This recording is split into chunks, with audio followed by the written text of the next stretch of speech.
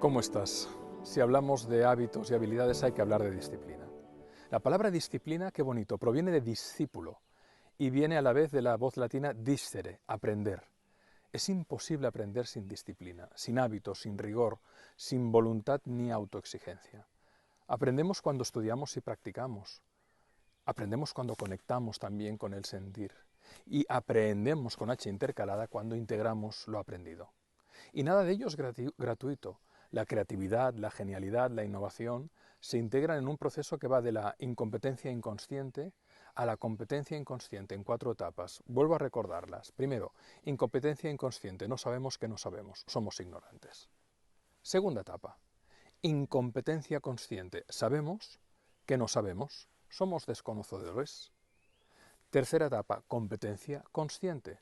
Sabemos que sabemos. Somos aprendices. Cuarta etapa, competencia inconsciente.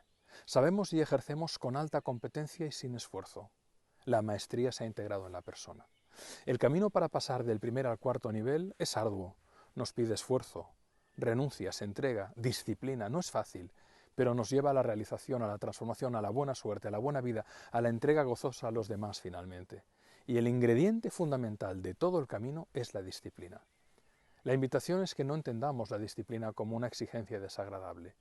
Sin ella no habría hábitos, ni desarrollo de habilidades, ni maestría, ni arte, ni cultura.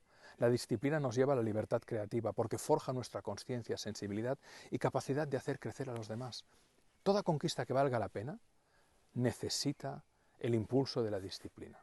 Y en ese sentido te voy a contar una de mis historias favoritas, que la he contado muchas veces porque me resultó especialmente inspiradora en un momento de mi vida, a raíz de una historia personal que sufrí por la enfermedad de uno de mis hijos, muy grave, y que fue de alta inspiración y que refleja maravillosamente un montón de valores, un montón de hábitos, un montón de actitudes maravillosas, pero es una historia de disciplina.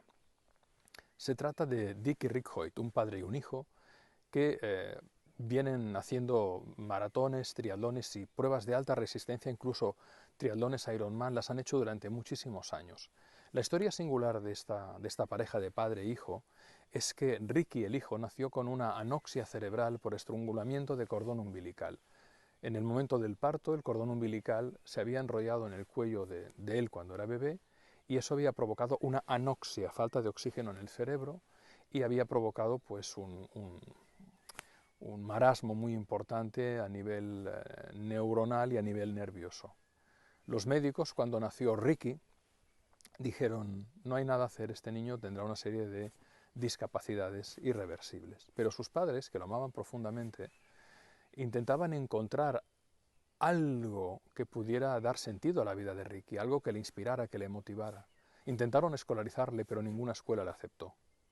De modo que Dick, el padre, estudió pedagogía, magisterio y empezó a dar clases él mismo a su propio hijo, cada día, varias horas de clase, cuando el niño ya tenía 2 o 3 añitos. Pensad que este niño no habla, no puede coger un lápiz, no coordina movimiento. Como mucho le miraba de vez en cuando y sonreía levemente. Y los padres, Judy y Dick, decían, en esa sonrisa hay algún tipo de inteligencia. Cuando en aquel momento, os estoy hablando de hace bastante más de 50 años, no se concebía la inteligencia emocional. Es decir, una sonrisa es inteligencia. Bueno, pues esos padres en su mirada amorosa decían, ahí dentro hay algo. Aunque los médicos, con la mejor de las intenciones, y los asistentes sociales, con la mejor de las intenciones, les decían, no tengáis esperanza, vuestro hijo con esta anoxia cerebral no podrá hacer nada en su vida, solo le podéis alimentar y asear, nada más. Imagínate que Dick estuvo un montón de años dándole cada día clase a Ricky sin desfallecer, con una disciplina tenaz, cada día. Un día instalan a Ricky un dispositivo que permitía a las personas que no pueden ni hablar ni escribir comunicarse. Era un dispositivo muy básico que, por ejemplo, lo utilizó Stephen Hawking. Era un casco que al mover la cabeza hacia adelante, el cursor estaba conectado a un ordenador, como un mouse, pero el mouse, en lugar de ser un mouse, era un casco. Al mover la cabeza hacia adelante, el cursor iba de la A a la Z, hacia atrás de la Z a la A, y para fijar un carácter, movimiento lateral. Adelante, atrás, movimiento lateral. Y los médicos Cuando la familia Hoyt compra este aparato, que costaba mucho dinero en su momento, le dicen, no es lo mismo tu hijo que el profesor Hawkins, que Stephen Hawking. Porque Hawkins es un genio con superdotación, este astrofísico, este físico tan brillante, es un genio con superdotación que tiene una esclerosis lateral amiotrófica, es decir, su cuerpo no puede moverse, pero tiene un cerebro superdotado. Tu hijo tiene un cuerpo que no puede moverse y en el momento del nacimiento su cerebro, muchas neuronas fallaron, con lo cual no tiene la capacidad intelectual que tiene el genio del astrofísico. Da igual, vamos a probarlo. Le conectan el aparato, le dan las instrucciones y el padre, Dick Hoyt, bromea, dice, yo pensaba que diría hola, hola papá, Judy, la madre decía, no, va a decir hola mamá, la primera frase que se expresaría, en este caso escrita con un movimiento de cabeza y con un ordenador, cuando el niño ya tiene 10 años prácticamente. La primera frase que escribe es Go Bruins. Los Bruins de Boston es el equipo de hockey al cual su padre lo llevaba siempre que había partido. Era fan. Tenía bufandas, banderolas en casa, todo el merchandising de los Bruins de Boston.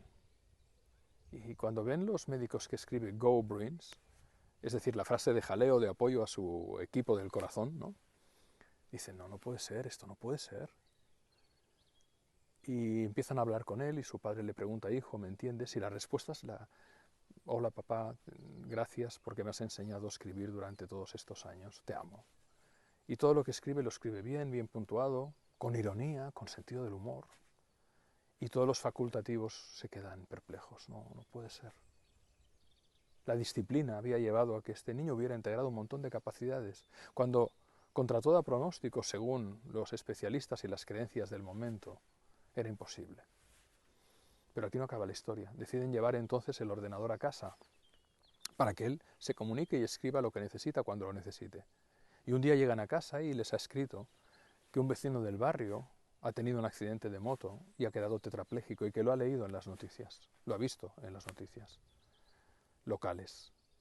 Y que se organiza una carrera para recaudar fondos para este vecino y que le pide a su padre que por favor le empuje en el carrito.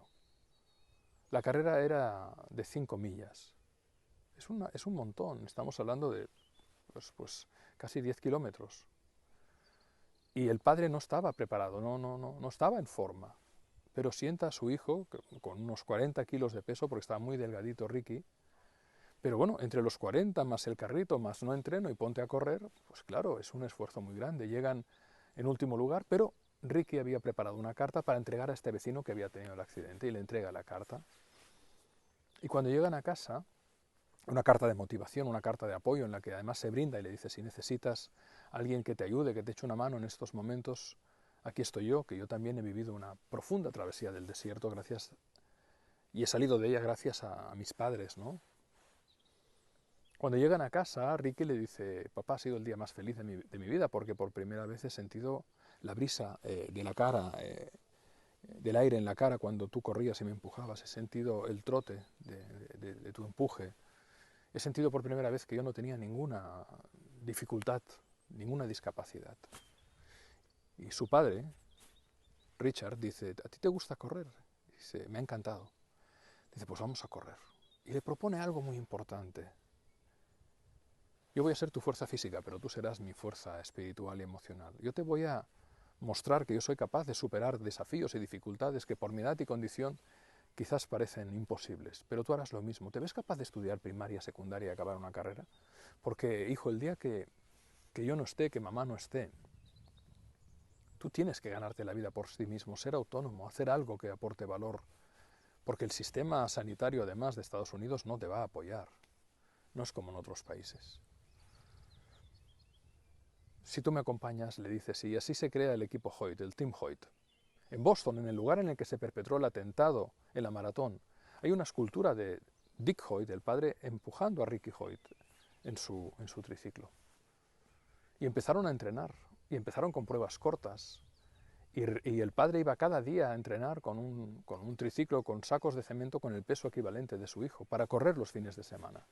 Y a base de entrenar fueron cada vez mejorando sus posiciones y pasaron de ser los últimos a llegar en posiciones destacadas, Dick Hoyt empujando a su hijo Ricky, ya adulto, con más kilos de peso, ha llegado a correr triatlones Ironman.